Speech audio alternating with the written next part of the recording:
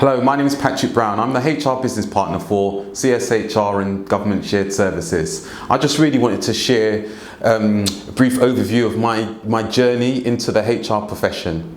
So originally I've come from a communications background. That's where I did my marketing degree and worked in various roles across the civil service. Believe it or not, I actually started in the civil service in 2002, so I've done a number of roles, working on things like the Olympics, digital switchover.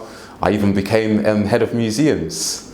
Anyway, working on one of the projects, I was working on FastStream. I was responsible for implementing a new FastStream model and embedding that across the civil service. And I had a conversation with a sponsor of mine, a gentleman named Rupert McNeil, who actually suggested to me, Patrick, have you ever thought about a career in the HR profession? I said, no, I've never ever thought about that.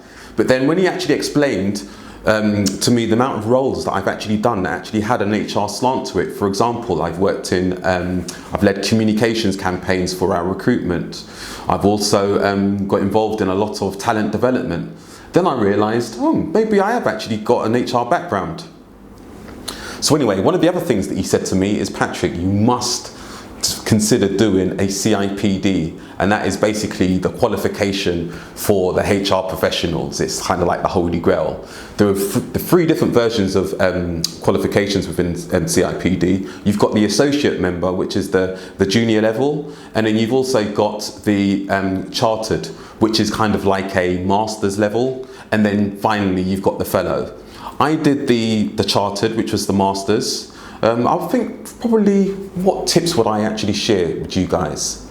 Probably safe to say it was a lot of work. So usually the CIPD usually takes a year and a half. I did it in 8 weeks. It was called the experienced assessment route. One of the big learnings that I said to myself is that you have to be quite careful how you balance your day-to-day work and actually studying at the same time. So I made sure that I took at least a week off just to basically get my head down and make sure I actually was able to give my best.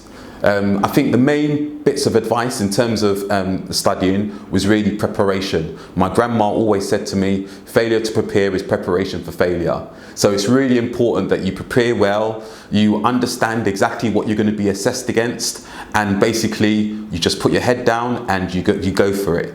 And I'm really pleased to say that now I'm not just Patrick Brown, I'm Patrick Brown MCIPD. So I've got letters after my name. And I'm really, really pleased that I've actually made the transition from the comms profession to the HR. For me personally, I think that HR really plays to my strengths of actually listening to people and trying to basically assist them in actually solving problems. Anyway, thank you very much for listening to me today, and I hope many of you actually decide to pursue a career in HR. Thank you very much.